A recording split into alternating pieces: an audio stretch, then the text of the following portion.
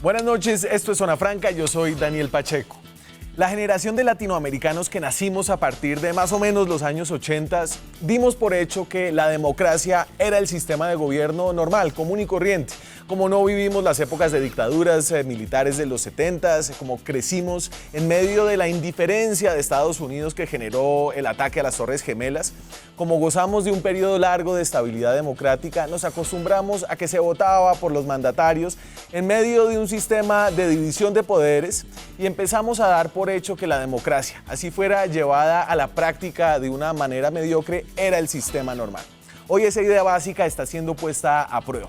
Lo de Cuba, que era una curiosidad anacrónica que parecía una pieza de museo, se contagió a Venezuela gradualmente sin que nadie pudiera hacer nada. Nicaragua parece ir en la misma dirección.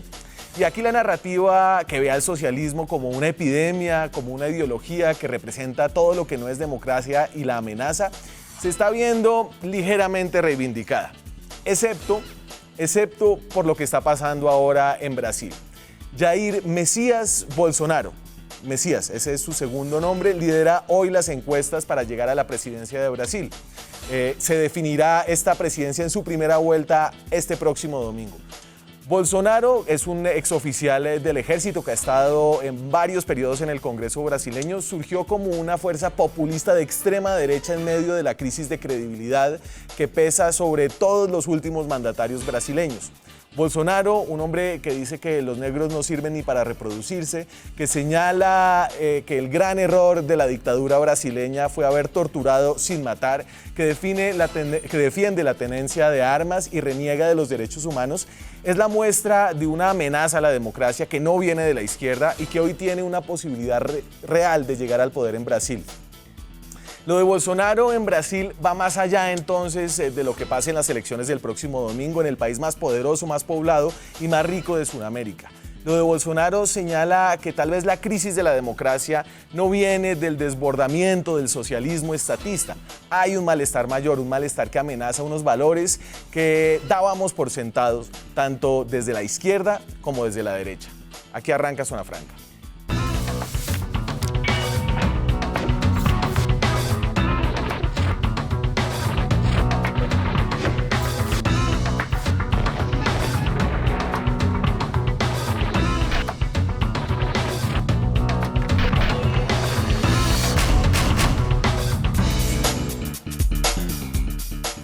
Y me acompañan esta noche para hablar de lo que va a pasar en Brasil, está pasando en Brasil con las elecciones del próximo domingo y también más ampliamente un poco de las repercusiones que eso podría tener en el balance de poderes en América Latina. Carolina Cepeda, que es politóloga, es la directora de la Maestría de Estudios Contemporáneos de América Latina de la Universidad Javeriana. Carolina, bienvenida, muchas gracias por estar acá. Buenas noches, Daniel, gracias por la invitación. Su maestría que tiene un nombre más cortico, ¿cierto? Sí, se conoce popularmente como MECAL. MECAL, de la Universidad Javeriana. Y Gabriel Pastor es periodista, es el periodista que dirige el suplemento Mundo del medio de comunicación El Observador de Uruguay. Es uruguayo. Un placer tenerlo aquí, Gabriel. Gracias, Daniel, y gracias también por la invitación. Bueno, entonces lo de Brasil tiene todos los elementos de una historia latinoamericana, violencia, un personaje que es mesiánico, literalmente por su nombre. Los voy a arrancar con este histórico de encuestas de Ibope para que vean que aquí la posibilidad de que el señor Bolsonaro gane el próximo domingo es real. Es de hecho quien está punteando en las encuestas y ha venido subiendo desde, digamos, los últimos meses. Es la persona que está señalada ahí como la línea verde. Está en 32% de la intención de voto. La línea que tengo ahí punteada es en el momento en que Lula dijo que no iba a la presidencia, está privado de la libertad, está acusado de varios cargos de corrupción y en ese momento se disparó Fernando Haddad, que es del Partido de los Trabajadores, el mismo partido de Lula da Silva. Los demás candidatos, ustedes me van a ayudar si llegamos a eso, a decir quiénes son. Yo me acuerdo de Marina Silva, que había sido una candidata presidencial del Partido Verde, digamos, brasileño. Pero bueno, la idea de que Bolsonaro no es un chiste está en las encuestas brasileñas. Carolina. ¿Qué ve usted ahí? Bueno, primero yo creo que es muy preocupante, independientemente de sus comentarios, que son comentarios que además hace desde 2014, ¿no? Porque alguien podría decir, hace este tipo de comentarios para figurar más, para ganar votos, para tener más espacios, pero resulta que los viene haciendo desde siempre, o sea, son sus posiciones reales. Pero lo preocupante de esto realmente es que sería un golpe al proceso brasilero. O sea, es una democracia joven, es una democracia que aparentemente se había consolidado y de repente desde 2016 ha dado un vuelco total, sus instituciones, todo.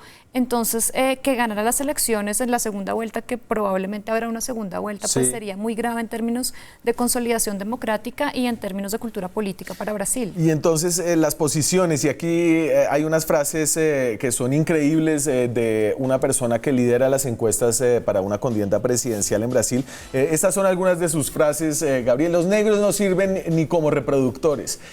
Yo sería incapaz de amar a un hijo homosexual. Las mujeres deben ganar menos dinero que los hombres porque se embarazan y pasan 6 meses de vacaciones. El gran error de la dictadura brasileña fue torturar y no matar.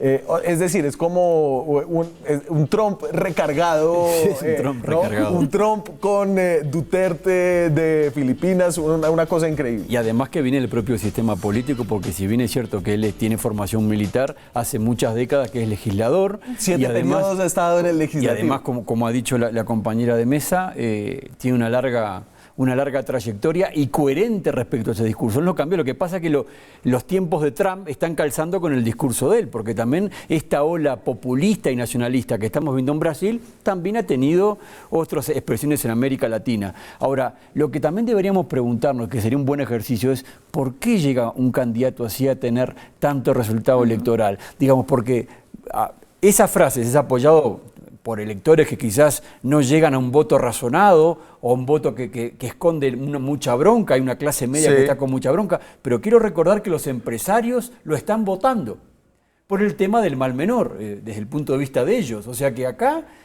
uno no gana una elección solamente con un voto emotivo y racional, acá hay otras fuerzas que lo están apoyando, y esto me parece también que es un reflejo de la putrefacción que tiene la política brasileña. O sea, cuando uno ve las investigaciones que se están haciendo con todos los actos de corrupción, el último es el Lava Jato, es que todo el sistema político está contaminado de actos de corrupción. La mayoría de los senadores, la mayoría de los diputados, es decir, es un escándalo y la gente está harta de eso. Y la punta que puede ser como que llamaría la atención es que muchos de esos pobres que dejaron la pobreza gracias a las políticas sociales del presidente Lula y que llegaron al borde ahí de la clase media, son los que tienen más bronca, digamos, y probablemente ahora le estén dando la espalda al PT. Su eslogan de campaña, el de Bolsonaro, es Brasil por encima de todo y Dios por encima de todos, Carolina. Y yo me pregunto si aquí hay, digamos, como un reflejo de un cambio fundamental en los valores que sostienen la democracia, es decir, valores como el respeto a las minorías, como la separación de poderes, como los marcos generales de los derechos humanos. Lo que pasa es que todo este proceso que viene con la era Trump y esto, lo que lo hace pensar a uno es que son procesos que se quedaron a mitad de camino, ¿no? Como que sí, había un consenso sobre derechos humanos, sobre el respeto a las minorías, pero parece que era un consenso únicamente en lo formal y no en el fondo. Una vez alguien abre la puerta para expresar cosas que a muchos nos parecen aberrantes, pues simplemente las empiezan a expresar sin ningún tipo de pudor. O sea, ya estaban ahí. Yo creo que siempre han estado ahí, y quiero agregar algo muy interesante con Bolsonaro, y es que Brasil además es un país que tiene una tradición de mesías, ¿no? Brasil tiene una democracia relativamente joven, tuvo una dictadura muy larga, pero si uno se remonta a la historia brasilera, en los comienzos del siglo XX, pues aparecieron distintos movimientos de estos mesiánicos en el nordeste, en el sur de Brasil. Entonces hay como siempre una tendencia a esta cuestión de crear ese tipo de comunidades. Además, para agregarle dramatismo a esta elección, una elección que tenía al político más popular del país en la cárcel, a un populista de extrema derecha subiendo en las encuestas, a principios de diciembre sucedió lo que van a ver a continuación.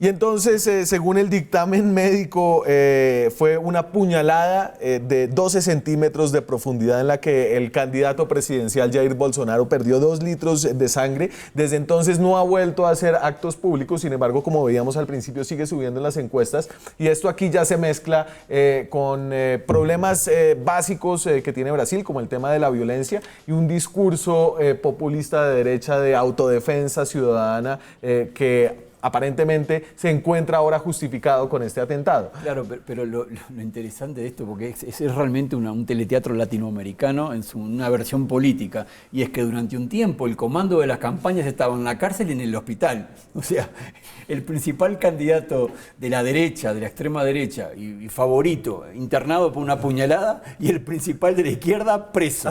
Y todos los comandos iban a estos centros, lo cual demuestra la locura. Ahora, él se vio beneficiado de esto también, porque no nos olvidemos que estamos en la era de la política de las redes sociales, y él fue un instrumento. Él no necesitaba el contacto mano a mano con sus electores, con el ciudadano, sino que a través de las redes sociales fue alimentando y creando una situación de víctima de esta circunstancia. Y a esto agrego algo que a mí me llamó mucho la atención, y es que curiosamente la protesta que hubo en el último sábado de septiembre de grupos feministas contra su discurso contra la mujer, racista, etcétera, lo beneficiaron según las encuestas. Después de esa movilización, él volvió a retomar un impulso alcista, lo cual esto demuestra que estamos en una locura, ¿no? Claro que ahí las mujeres brasileras han argumentado que así se ha tratado de enmarcar ese aumento, pero también está muy conectado con las iglesias evangélicas, claro, y el voto disciplina religiosa que va a Bolsonaro, no va para ningún otro candidato. La revista británica The Economist le dedicó una portada recientemente, creo que fue la semana pasada, a lo que está pasando en Brasil, y así pone la candidatura de Bolsonaro. Bolsonaro que de nuevo, claro, está en el hospital, está también en la portada del Economist, la amenaza más reciente de América Latina. ¿Y por qué la mirada latinoamericanizada de Bolsonaro como una amenaza regional, Gabriel? Bueno, en primer lugar por la influencia que tiene Brasil en América Latina. Estamos hablando de la primera potencia latinoamericana, estamos hablando de las principales potencias del mundo, y que además tiene una gran influencia. Ni que hablar en el Río de la Plata, o sea, en Uruguay, en el país en el que yo provengo, estamos extremadamente preocupados. Claro, hable de eso, porque es que nosotros que tenemos frontera con Brasil, vivimos totalmente a espaldas, ¿no?, del país, porque ahí hay una selva enorme que nos separa. Pero hay una influencia grande más allá de las barreras del lenguaje de Brasil. Por supuesto, lo que pasa es que en este momento el Río de la Plata es un tembladeral porque Argentina también está muy mal. Ayer se conocieron los datos de ventas de autos y Brasil se vino a pique justamente porque no puede vender en Argentina. O sea, el Río de la Plata hoy es catastrófico, y ese escenario, digamos, acá hay un escenario que se combina, que es una doble crisis, una crisis económica muy fuerte, 2 años de recesión y 2 años de ralentimiento del crecimiento económico, y una crisis política enorme. Esto es un caldo de cultivo justamente para que aparezcan estos líderes mesiánicos, populistas, diciendo que va a caer el maná del cielo y que vamos a salir adelante. Con una frase de Dios y Brasil vamos a resolver el problema. Y hay muchos electores que quieren escuchar este discurso. Y aquí apelo a su poder especulativo político sobre lo que va a pasar el domingo. No, o sea, según usted lo ve, obviamente las elecciones son impredecibles. Si se dan como suceden las encuestas en una segunda vuelta, ¿tendría un candidato como Jair Bolsonaro un poder de convocar a más de la mitad del país en una segunda vuelta? Yo creo que está muy reñido. Con el corazón diría, probablemente se apelará a ciertos sectores del electorado brasilero que darán su voto al PT, bueno, esta alianza PT-Partido Comunista. Porque es que del otro lado usted tiene a Haddad, ¿no? Entonces usted dice, bueno, Bolsonaro no, pero entonces al otro que tengo del otro lado es del Partido de los Trabajadores de Brasil, que tiene una historia reciente de corrupción tremenda. Como todo Brasil, que es importante remarcar eso, es a quien no tocó a todo el mundo. Ajá. Y además que si viajamos en el tiempo, pues Brasil viene de historiales de este estilo, o sea, ¿qué pasó con Fernando Collor de Mello? Y como que Brasil no lograba que sus presidentes terminaran bien hasta que llega Fernando Henrique Cardoso a la presidencia. Y ahora, bueno, llega Haddad, que es como el sucesor de Lula, pero yo creo que hay algo muy interesante a lo que no se le presta mucha atención, y es que Haddad tiene como fórmula vicepresidencial a Manuela Dávila, que viene del Partido Comunista. ¿Y qué es quién ella? Ella fue la diputada más joven de su estado, viene de movilizaciones, de movimientos estudiantiles, muy fuertes, es una mujer feminista, por supuesto. Pero lo que me parece que es muy llamativo es que el PT venía de hacer alianzas con sectores más moderados, más hacia la derecha, pues ¿qué le pasó a Dilma? Precisamente fue eso, y de repente decide que su fórmula vicepresidencial para esta elección es alguien que viene del Partido Comunista. Entonces creo que ese también es no sé si es un despertar o es el Partido de los Trabajadores dándose cuenta que no puede seguir confiando en esa zona gris que hay, esa zona gris del espectro político, y prefiere jugársela un poco más hacia el otro lado. Entonces, hagamos un poquito una aritmética algo arriesgada. Vuelve, por favor, Richie, al historial de encuestas de Ibope de los candidatos de Brasil, y hacemos algo de aritmética. Obviamente esto no es ciencia exacta, pero tal vez nos da alguna idea de cómo pueden ir las cosas. Entonces tenemos a Ciro Gómez, que es ¿quién? ¿Quién sabe quién es Ciro Gómez? Ciro Gómez, sus últimas declaraciones han sido que dará apoyo a Bolsonaro en una hipotética segunda vuelta. Ok. Que eso ya es muy, muy diciente. No significa que sus electores vayan a dar ese salto. Gerardo Alquim. Este es un médico. Los empresarios que lo apoyaban a él están apoyando también a Bolsonaro. A Bolsonaro están jugando a dos. Están jugando a dos bandas. Y Marina Silva se iría, no hay duda, pensaríamos que con el PT. Ya lo hizo en un... Sí, pero Marina Silva también es un personaje de estos difíciles de clasificar porque viene del Partido Verde, pero también tiene una cosa religiosa, y también es extraña, y también se le ha volteado al PT en algunas ocasiones. La aritmética aquí no es clara, que si hay, no será un token ball. Pero hay una cosa, Daniel, que me parece que es importante, a ver si estamos de acuerdo. El Congreso se renueva parcialmente, y hay toda una dinámica que continúa. Quiero recordar estos datos. El Congreso brasileño tiene como 30 partidos. Está absolutamente atomizado.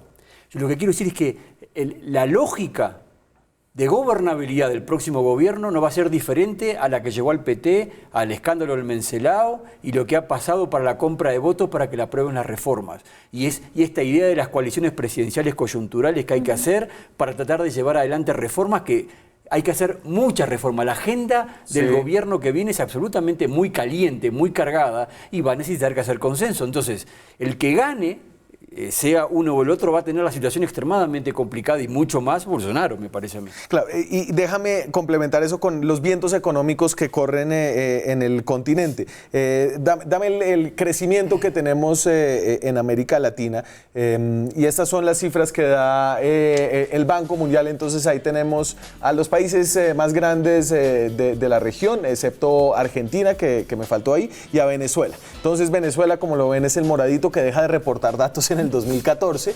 y ya el Banco Mundial no calcula cuánto es su decrecimiento económico. Vemos que Brasil, luego de unos momentos económicos muy difíciles, viene repuntando. Es decir, que quien tome las riendas de Brasil, simplemente por el viento de cola que lleva la economía, seguramente gozará de mejores tiempos de los que ha habido en el país en los últimos 3 años. Colombia relativamente estable, los pronósticos para el próximo año son de un crecimiento un poco mayor del 2%, y México, que también va en la misma línea. Y entonces pongo esto para decir, hay un viento de cola económico con precios del petróleo un poquito más altos, que podría llevar a que quien llegue a los gobiernos y todos los que están empezando tengan un poco más de plata, al menos. Yo creo que si hablamos de Colombia, yo diría que sí, porque su situación macroeconómica no es complicada. Pero en el caso de Brasil, que tiene un agujero fiscal impresionante, un problema fiscal enorme, si no hace la reforma a las jubilaciones, el sistema va a reventar. Un problema de gestión del Estado que hoy leía esta semana las declaraciones de un académico de la Tulio Vargas, que decía que en Brasil conviven poblaciones que viven como en el siglo XIX con otras que viven en el siglo XXI. Sí. Es el 9º país más desigual del mundo.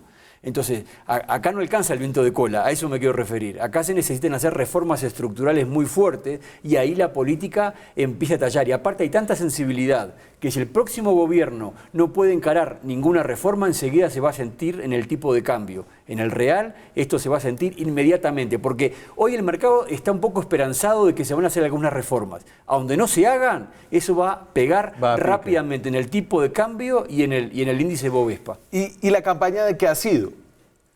En Brasil, digamos, esta ha sido una campaña donde uno dice el tema clave fue el tema de la seguridad, el tema clave fue el tema... en Brasil hay unos debates muy interesantes alrededor de temas sociales, de matrimonios de parejas entre el mismo sexo, el aborto. ¿Usted cómo caracterizaría un poco la campaña en Brasil? Esta campaña ha sido bastante atípica porque en la gráfica que usted ponía ahorita salía, a partir del 11 de septiembre se supo que Lula ya no iba a elecciones. Y la campaña giró durante mucho tiempo en qué iba a pasar, alrededor de qué iba a pasar con Lula. Claro. Va, no va, se queda, no se queda. Y todos los candidatos tenían una posición frente a eso. Luego empiezan a aparecer los otros temas y hay un tema central en Brasil y es el tema de la seguridad. Y es un tema que es central en todos los países, pero digamos que en Brasil ha cobrado especial relevancia. Y por ejemplo, el asesinato de Mariel Franco este año pues fue una cosa fuertísima. Hable un poquito, ¿quién era Mariel Franco? Mariel Franco era una mujer afro-brasilera, lesbiana, madre soltera, que trabajaba en los... O sea, ella sola encarna Claro. toda esa periferia de Brasil, que trabajaba en los barrios marginales de Río de Janeiro en contra de la discriminación policial. Y es asesinada sin saber muy bien quién, pero pues con muchos supuestos apuntando al mismo... ¿Cómo se diría? A las fuerzas estatales, digamos. Exactamente. Y esto es muy diciente porque es un solo asesinato emblemático que convoca millones de personas en las calles para rechazarlo, pero que pone de manifiesto una problemática muy grande, que es la discriminación, pero no solamente la discriminación racial, de sexo, sino de clase, que parece que son temas superados y resulta que no, resulta que Brasil lo pone de manifiesto. Y buena parte de la plataforma política de Jair Bolsonaro en este tema del rechazo a los derechos humanos es que los derechos humanos se han convertido en un obstáculo para que las fuerzas del orden público puedan cumplir su trabajo y hay que cambiar ese sistema de valores que protege los derechos humanos, básicamente. Digamos, esta idea de que la población blanca es lo mejor que le pudo haber pasado a Brasil. Es un poco lo que también está atrás de todo el discurso racista de Trump. No es nada nuevo. Lo que pasa es que en Brasil pega fuerte a un sector de la población porque es un país realmente que tiene muchos afrodescendientes, mestizos, es un país multirracial y esto realmente pega extremadamente fuerte. Me voy a la pausa, volvemos con cómo puede impactar y cómo están los balances de poder ahora mismo en el continente, estas elecciones en Brasil. Ya regresamos. Seguimos en Zona Franca. Este domingo hay elecciones presidenciales en Brasil, por si no se habían enterado. Brasil, el país más poblado, el país más rico, el país más poderoso de Sudamérica. Un país al cual Colombia vive un poquito de espaldas, ¿no? En general de América Latina, nuestro respice polum, nuestra mirada a Estados Unidos nos da digamos que nos quita una visión un poco más amplia de la política de la región. Sí, desconocemos la región, pero no solamente Colombia, Estados, sino colombianos ciudadanos, ¿no? Somos muy ajenos a lo que pasa en América Latina, pero Brasil además se refuerza siempre con Brasil porque el argumento recurrente es, pues, es que somos tan parecidos en algunas cosas que para qué trabajar con Brasil si no nos vamos a complementar, sino que Brasil nos va a comer vivos más o menos. ¿Y eso es algo muy colombiano o es algo muy latinoamericano, Gabriel? Yo creo que... tengo la impresión, visto toda América Latina, que Brasil aparte es un país muy nacionalista, muy ombliguista, muy preocupado de sus propios problemas. Y tampoco es que Brasil haga un esfuerzo enorme por integrarse. Digamos, esto es una calle de doble vía. Tampoco ellos hacen un esfuerzo. Por ejemplo, en el caso de Uruguay, que hay una importancia económica cada vez menos de Argentina y de Brasil, pero la tiene todavía y pesa mucho en el turismo, por ejemplo, y en algunos commodities que seguimos vendiendo, no estamos muy involucrados. Por ejemplo, yo en Uruguay, y acá menos, uno habla de autores brasileros. Excepto la música, no conocemos literatura, no conocemos pintura, no estamos embebidos de la cultura brasileña, en parte por la actitud nuestra y también de los propios brasileños. El fútbol sí. Claro, pero Brasil sí lleva años haciendo una estrategia fuerte con los institutos de cultura, de tratar de promover el aprendizaje, la enseñanza del portugués, la difusión de autores, de obras. Aquí en Colombia, en el Libraco, por ejemplo, se hacen una cantidad de cosas que igual van dirigidas a un público muy específico, pero Brasil sí ha intentado romper eso y además porque Brasil tiene mala fama en Sudamérica. Brasil a todo el mundo le quitó territorio excepto a Colombia, pero Brasil con todo se ha llevado mal en ese plano. Pero Brasil tiene una visión latinoamericanista, es decir, Brasil sería la potencia suramericana, Brasil tiene una visión suramericanista en medio de estos múltiples problemas. Brasil tiene una cosa y es que Brasil desde comienzos del siglo XX ha tenido como eje rector de su política exterior el ser una gran potencia, ser protagonista. Y los militares en los 70 se metieron en ese cuento y hacer de Brasil una gran potencia en el 2020 era su eslogan en los 70. Y Brasil se ha comportado de manera coherente hacia eso. Y Lula, por ejemplo, se mete en la cosa de ser muy latinoamericanista. Sí. O sea, recordemos algo que a mí me parece muy importante y es las negociaciones del ALCA con Estados Unidos, que Lula asume el liderazgo para negociarle a Estados Unidos. De la zona de libre comercio el área de libre comercio de las Américas. Que impulsaba George Bush. Ajá, y que había un consenso regional sobre eso, pero de repente empieza a darse el giro a la izquierda en toda la región y Brasil asume el liderazgo, el Brasil de Lula, para decir vamos a negociar, pero en nuestros términos latinoamericanos y logra romper ese consenso que había y eso es muy interesante. A ver, entonces nosotros aquí hicimos un mapa un poquito de cómo está la región en términos de sus pesos y contrapesos, utilizando la a veces simplista división entre izquierda y derecha, ¿no? Pero hay que entender las cosas a partir de alguna categoría y esta es una de las más disponibles. Así vemos un poco lo que está pasando en los países principales. Aquí uno corté de Centroamérica, perdón a los centroamericanos, pero es que si me metí en Centroamérica ya no me cabían en la gráfica. En la gráfica.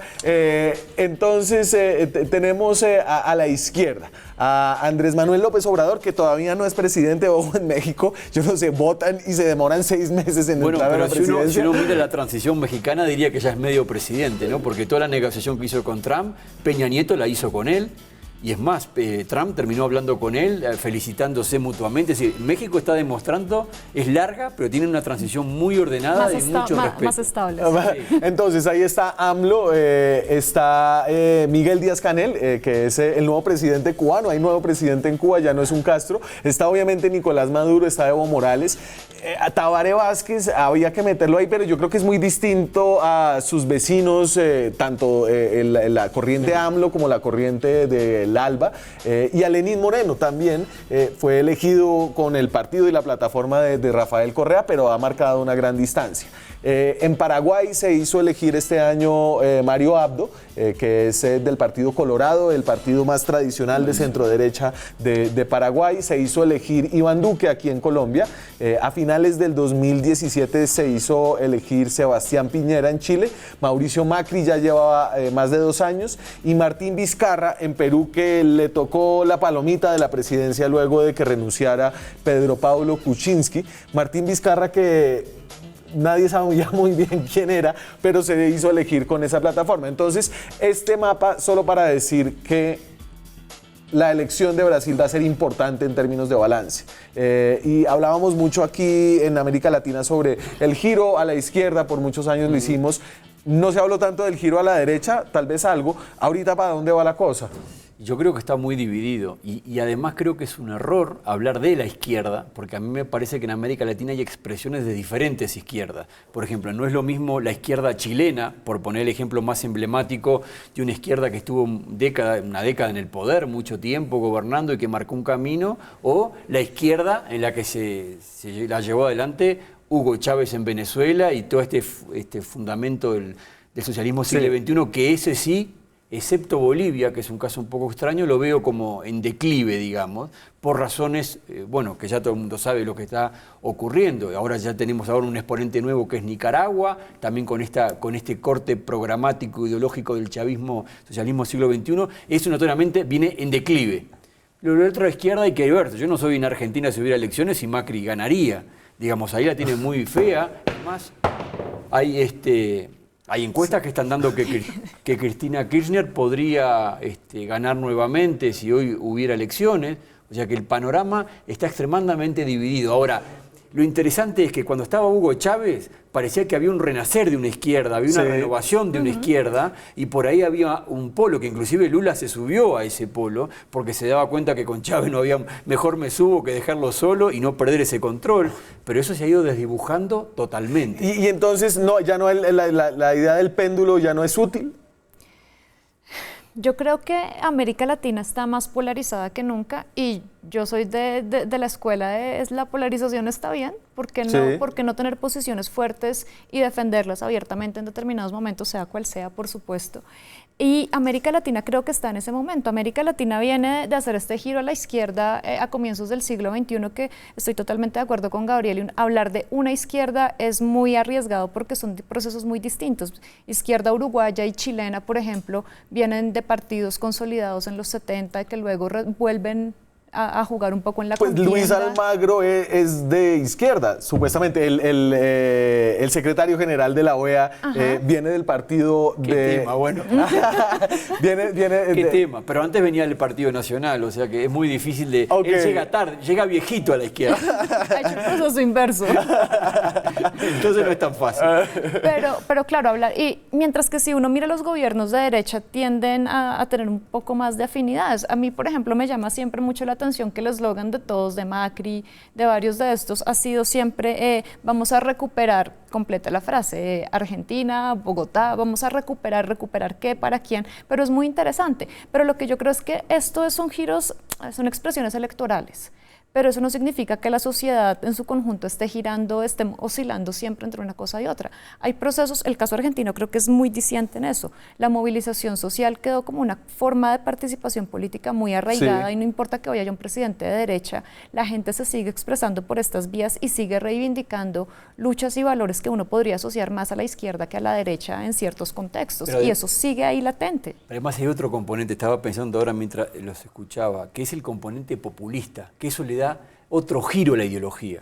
Uno puede ser de izquierda y no ser populista, puede ser de derecha y no es populista. Por ejemplo, el presidente de Chile, que es de derecha, ¿qué tiene que ver con el candidato brasileño Bolsonaro que puede ganar? Absolutamente nada que ver. Acá el componente populista está complicando la jugada respecto a las ideologías. Claro, que es más transversal en la ideología. Digamos, diría uno que Nicolás Maduro es un populista de izquierda. Sí, igual que uno podría decir, por ejemplo, Hugo Chávez cuando hacía lo presidente, pues más populista, ¿para dónde? Pues Álvaro Uribe haciendo consejos comunitarios en Colombia. Iván Duque. Iván Duque yo no lo veo como un personaje populista. Hasta ahora estamos conociendo a Iván Sí, Duque, ¿no? Al sí. presidente Iván Duque lo estamos No, pero conociendo. aparte, del punto de vista de los medios, que es algo que a mí me gusta verlo, el populismo. ¿Qué hace el populista? Tiende a no querer a los medios porque no quiere tener intermediarios. Ese vínculo directo que Uribe lo hace muy bien con los electores o con los ciudadanos, el presidente de Colombia no lo hace. Es decir, él utiliza las redes sociales, pero el vínculo con los medios, o sea, él no quiere saltearse las instituciones intermedias, que generalmente el populista es algo que quiere hacer. Y entonces volvamos al mapa un segundito, este mapa de América Latina. Aquí hay varios nuevos, recuerden, este año fue un año de elecciones presidenciales en América Latina. Yo me pregunto, alguien que está mirando este mapa con mucho interés es un señor que se llama Nicolás Maduro. Porque lo que pase en Brasil va a tener un impacto importante sobre lo que pase en grupos de presión importantes alrededor del caso venezolano, como es el Grupo de Lima, como es el destino de la UNASUR. Hablemos de eso. Vuelvan. Vamos a la pausa, hablamos de Venezuela en el contexto del cambio de poderes en Brasil. Ya regresamos.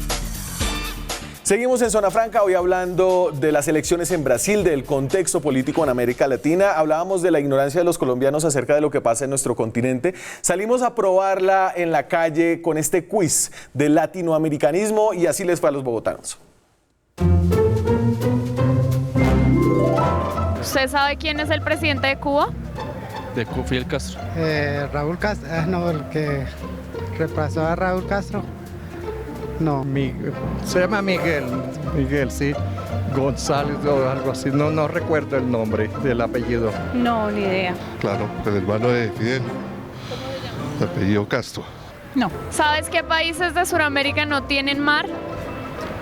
Bolivia, Paraguay, Bolivia. solo Bolivia. En este caso es Bolivia. No me acuerdo si es Uruguay o Paraguay. Bolivia. No sé.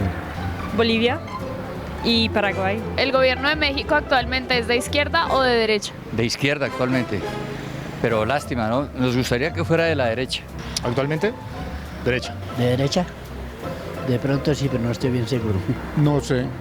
Actualmente es de izquierda. Para están que le soplan de todo. ¿De izquierda? No sé la verdad. No, ni idea. Tengo entendido, creo que es de izquierda. ¿Qué te podré decir yo? No sé, yo creo que es izquierda. ¿Sabe qué idioma hablan en Brasil? Portugués. No, me corchó, no. ¿Portugués? ¿No es portugués? ¿El portugués? Brasileño. Portugués. No. Portugués. ¿Pelé o Maradona? Pelé. Pelé. Pelé. Maradona. Pelé. Pelé. Ay, no me gusta mucho el fútbol, pero Pelé. Obvio que Pelé. No, Maradona. ¿Pelé o Maradona? Maradona. ¿Maradona? Maradona. Hablando de fútbol, ¿no? Nada más que de fútbol. No, Pelé, son dos ideologías, es como Haddad y Bolsonaro. Hablábamos un poco de lo que puede pasar y de cómo el tema brasileño tocaría la crisis en Venezuela, si es que algo puede tocar la crisis en Venezuela. Este es los países que están en el Grupo de Lima. Estos son los países que están en el Grupo de Lima. Sí, esta es la declaración del Grupo de Lima alrededor del tema de la intervención militar en Venezuela. Una declaración que no firmó Colombia. Y la recuerdo, el Grupo de Lima dijo: los gobiernos de Argentina, Brasil, Costa Rica, Chile, Guatemala, Honduras, México, Paraguay, Perú, Santa Lucía, países miembros del Grupo de Lima, reafirman su compromiso para contribuir a la restauración de la democracia en Venezuela a través de una salida pacífica y negociada. Asimismo, expresan su preocupación y rechazo ante cualquier curso de acción o declaración que implique una intervención militar, la amenaza o el uso de la fuerza en Venezuela. Y lo traigo porque, ¿qué pasaría si además de Colombia, Canadá, que se quedaron por fuera de esta declaración, estuviera por fuera Brasil? Bueno, yo estaba pensando ahora mientras usted leía esto que uno intuitivamente diría, no, un presidente como Haddad que vuelva el PT al poder de alguna manera sería un respiro para Venezuela, pero tal vez no. Ajá. Porque yo creo que Brasil se ha retirado mucho de los foros regionales, o sea, ha tenido un perfil más bajo en la región desde que Temer llegó a la presidencia, por obvias razones, porque está pues, metido en sus problemas domésticos y no tiene tiempo para estar pensando en la región, pero porque tampoco tiene esta vocación latinoamericanista que sí tenía Lula y que sí tenía Dilma.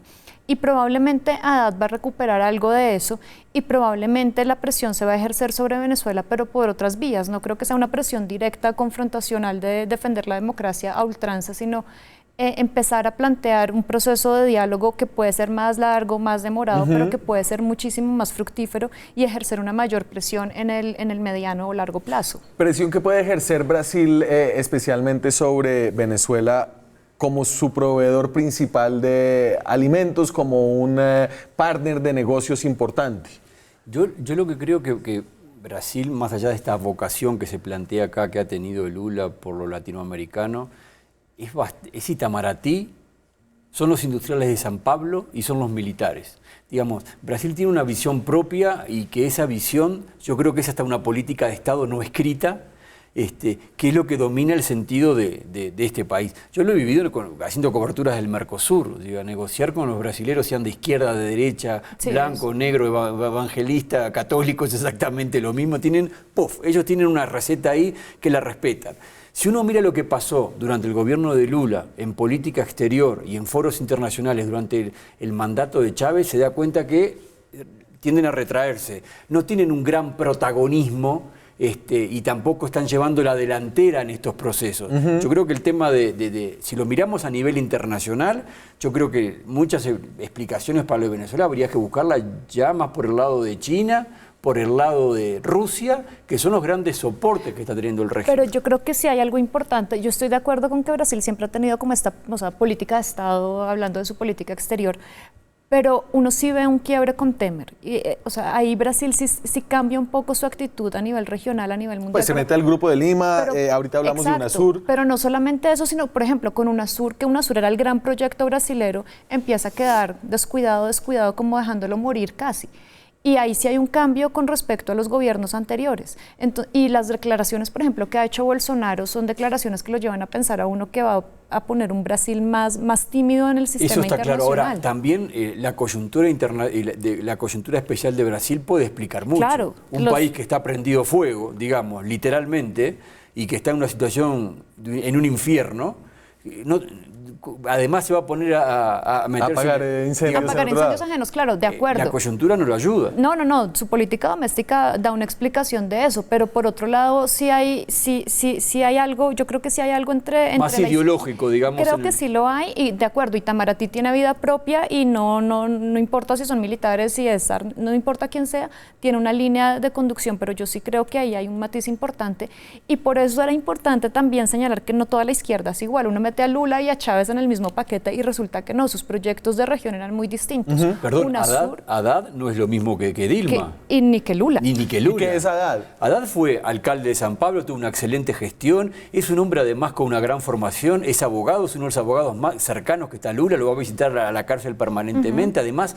tiene formación en economía, es un hombre extremadamente amable, es una persona que digamos que cuando estuvo en San Pablo no tuvo ningún problema, al revés, se fue hasta con reconocimiento internacional. Tuvo las protestas por el alza en el transporte, que eso le generó ruido, pero sí, en general su gestión es positiva. Me tengo que ir a una pausa, me queda una pausa. Cuando regresemos hablemos un poquito de la UNASUR, cuál podría ser el efecto de la elección brasileña ahí, en qué está la UNASUR actualmente. Ya volvemos.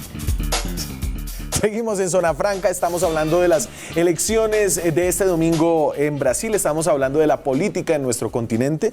La UNASUR, Colombia dijo que se retiraría, ya anunció el retiro, también lo hicieron varios países más de América Latina, y así quedarían. Estos son los que se van y los que se quedan. De la UNASUR, la Unión Suramericana de Naciones, se van básicamente los que están en el Grupo de Lima, ¿no? Brasil, Argentina, Colombia, Chile, Perú y Paraguay. Se quedan Bolivia, Ecuador, se queda... Y le sacó el edificio. Se queda, pero le dijo, el edificio no. Me lo devolvé. Guyana, Surinam, Uruguay y Venezuela. Y entonces la UNASUR ahí vive momentos, digamos, difíciles, UNASUR. Por decirlo menos. Por decirlo menos. Es bastante triste porque UNASUR arranca como un proyecto político, o sea, la integración latinoamericana siempre es económica, comercial, y UNASUR se piensa como un proyecto político y de integración física, infraestructura, energética, y Brasil tenía este gran liderazgo, o sea, este era el proyecto de Brasil donde empiezan a sumarse otros estados, pero Brasil es el gran líder de este proyecto, y abandonarlo es un espaldarazo a ese proceso político, pero también a pues algo que está muy metido como en el ADN de los latinoamericanos, que es la integración regional, ¿no? Sí. Es abandonarla por completo. Así muy metido en el ADN de la carreta de los latinoamericanos. ¿No? Sí, pero es importante, o sea, sí, siempre ha estado presente desde los procesos de independencia mismos, o sea. De acuerdo. Yo tengo un matiz ahí que es el siguiente. A mí me parece que el proyecto de UNASUR, yo digo acá, tiro acá, Aladi. Yo no me acuerdo quién lo creó, quién estuvo, habría que... Pero yo sale digo... del marco de la CEPAL. Ella lo sabe. Yo digo UNASUR y pienso en Lula, pero pienso en Chávez también. Claro. Digamos, es un proyecto que está bastante vinculado a ese socialismo del siglo, o por lo menos la gente tiene esa percepción, y a mí me parece que el declive de UNASUR también tiene que ver con el proceso del chavismo. Pero ¿y por qué no se toman los países del Grupo de Lima? ¿Por qué no se pueden tomar UNASUR? Pero es que, primero quiero aclarar algo, y es que no es el mismo proceso, o sea, uno mete a Lula y a Chávez otra vez como si fueran juntos liderando lo mismo, y sus proyectos de región eran muy distintos. Por eso el proyecto de Chávez, el que impulsa es el ALBA, que es muy diferente a lo que es UNASUR. UNASUR es mucho más político, UNASUR se piensa como un escenario para dirimir conflictos entre estados, foros de esta naturaleza, y es distinto. Entonces, yo no creo que tenga tanto que ver con el declive del socialismo del siglo XXI, sino más bien con la pérdida de protagonismo de Brasil en el continente. ¿Pero usted no cree que en general se lo ata al chavismo, que la gente piensa que es algo en el que estuvo Chávez? Es la percepción, pero no era el proyecto de Chávez, el branding negativo. Sí. Pero no era el proyecto de Chávez. Claro, pero entonces, ¿por qué? Simplemente porque parecía el proyecto de Chávez más allá de no serlo, y era el proyecto de Brasil, porque la renuncia parece más una renuncia al ideal de integración más que a que la UNASUR haya sido tomada por un sector político particular. Yo creo que a una forma de integración que se pensó con ese giro a la izquierda, ahí sí podríamos estar de acuerdo. Estos gobiernos quieren desmarcarse lo más posible de todos los proyectos de sus predecesores, entonces se van a inventar algo para estar por fuera. clara. Pero es como la OEA es increíble y que todavía Venezuela no ha podido, digamos, el artículo 20 es el artículo 20 de la Carta Interamericana, el que dice que un Estado ya no cumple con los requisitos básicos de la democracia, no se ha podido sancionar a Venezuela porque sigue controlando a los estados. Es decir, hay un control todavía del multilateralismo de estos estados que ya son llamados dictaduras abiertamente, que ha permitido y que ha hecho que el multilateralismo latinoamericano esté fracasando. Yo lo que veo en UNASUR, que evidentemente que tuvo buenas intenciones, es un proyecto interesante, que muchas veces a los latinoamericanos nos gana la voluntad y ponemos la voluntad por encima de la realidad. Yo digo rápidamente, decisiones importantes para América Latina de UNASUR y quizás algo que esté todavía en el ámbito académico, no algo que haya calado en la sociedad ni que tenga visibilidad. Entonces, hay todavía algunos problemas. Ahora, si uno piensa un instrumento como UNASUR, en este momento de un tembladeral mundial, que estamos discutiendo desde las guerras comerciales hasta estamos discutiendo el tema de las armas nucleares, hay un montón de discusiones importantes globales. UNASUR tendría allí un papel político interesante para tener una sola voz. Mi pregunta es si hoy UNASUR, viendo los diferentes gobiernos que hay, tendría una sola voz. Ya no la tendría. Ya no la tendría. Y el debate político sería muy pesado. Claro, UNASUR podría revivir de alguna forma, dependiendo de lo que suceda en Brasil, este ciclo electoral. ¿Vea usted ahí alguna...? Yo creo que es muy complicado por el cuadro que usted mostraba ahorita, donde se fueron todos los países y quedaron, ¿quiénes quedan en UNASUR en este momento? Queda Bolivia, Venezuela, o sea, digamos, Uruguay, de los procesos más sólidos, o sea, el uruguayo en este caso. O sea, miremos ahí está. Claro. O sea, ¿quién podría asumir el liderazgo de este proceso en este momento? Yo no veo a ninguno de estos estados con la capacidad para hacerlo de liderazgo. O sea, Uruguay es un estado muy estable, pero no tiene el liderazgo regional para hacerlo, por ejemplo. Bueno, se me acabó el tiempo. Bolsonaro, ¿es una amenaza que nos va a llevar a reflexionar o realmente una amenaza que se va a cumplir? Pastor, saque su bola. No, yo creo que no va a ganar. No va a ganar. Usted, Carolina, también. Yo espero que no gane. Pero sí me parece muy importante que un personaje como Bolsonaro salga a la luz pública tan abiertamente. O sea, es un tipo que uno puede catalogar fácilmente como fascista sin ningún matiz. Sí. Y que salga y nos haga reflexionar sobre cómo un personaje como estos en pleno siglo XXI tiene tanta intención de voto, nos tiene que poner a pensar como sociedad. Sí, una generación. Además, los electores no son fascistas, porque, digamos, gana un fascista, pero eso no quiere decir que la mayoría de los brasileños sean fascistas. Es un tema muy complejo, pero muy preocupante. Sí, yo creo que para terminar, mi generación daba por sentada la democracia. No hay que darla por sentada. Muchas gracias a ustedes dos, muchas gracias a ustedes. Nos vemos la próxima semana con más periodismo, con más debate, con más opinión. Chao.